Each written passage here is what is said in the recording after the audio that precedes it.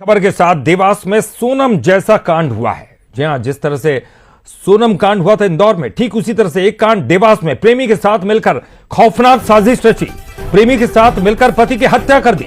बीमा क्लेम पाने के लिए यह साजिश रची गई। आरोपियों ने बियर के अंदर यानी कि बियर में नींद की गोलियां मिला दी थी और बियर पिला दी।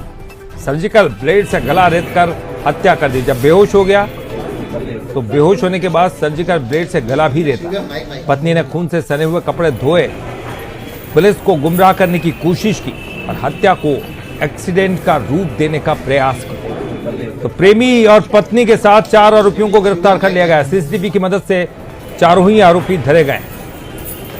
तो पति की हत्या की यह खौफनाक साजिश उसी की पत्नी ने रची है। साथ मिलकर 7 फेरे लिए कस्में खाई, लेकिन चंद पैसों के लालच में अपने पति को धोखा दे दिया।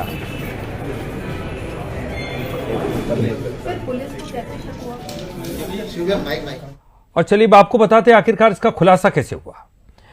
कत्ल की साजिश इंदौर में रची गई थी। मृतक की पत्नी और प्रेमी साथ में काम करते थे। वकील के पास दोनों काम करते थे, इसलिए उनका परिचय था।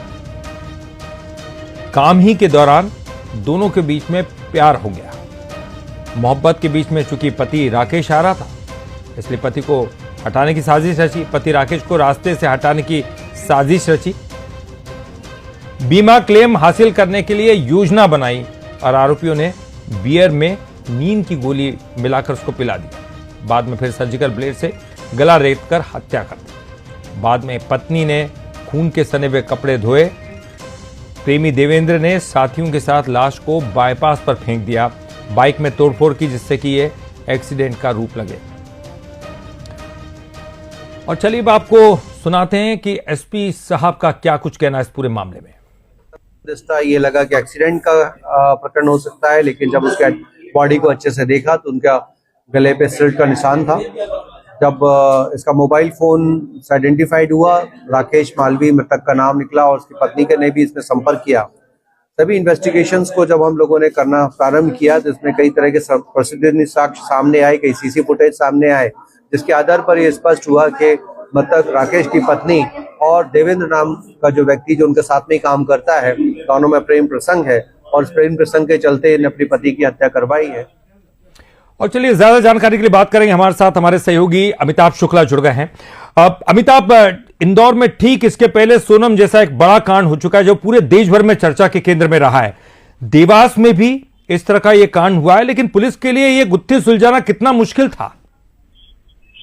जी बिल्कुल, इसमें आरोपियों ने पुलिस को गुमराह किया था ललित जी, और जो इसको एक्सीडेंट का रूप देने का प्रयास किया गया था, ऐसा पुलिस ने बताया है। और गाड़ी को भी क्षतिग्रस्त किया गया था, जिस 2 व्हीलर वाहन से इसको जो मृतक है उसकी लाश को ठिकाने लगाया गया था, नौसराबाद के पास ही जो पट्टू हाट है वहां पर। और आरोपियों ने भरपूर प्रयास किया था पुलिस को गुमराह करने का, लेकिन सीसीटीवी फुटेज है, कॉल डिटेल और अन्य जो जांच पड़ताल के आधार पर पुलिस आरोपियों तक पहुंची और पत्नी ही जो मास्टरमाइंड निकली अपने पति के हत्याकांड की, और जिसने अपने प्रेमी के साथ, कथित प्रेमी और उसके 2 साथियों के साथ मिलकर इस हत्याकांड की वारदात को अंजाम दिया। अब चारों आरोपी पुलिस की गिरफ्त में है और इनसे कड़ी पूछताछ की जा रही है। जी चलिए, बहुत बहुत शुक्रिया अमिताभ इस पूरी जानकारी के लिए। तो ये वारदात हुई, लेकिन उसके बाद पुलिस ने जल्द ही इस कुत्ते को सुलझा लिया। बहरहाल बड़े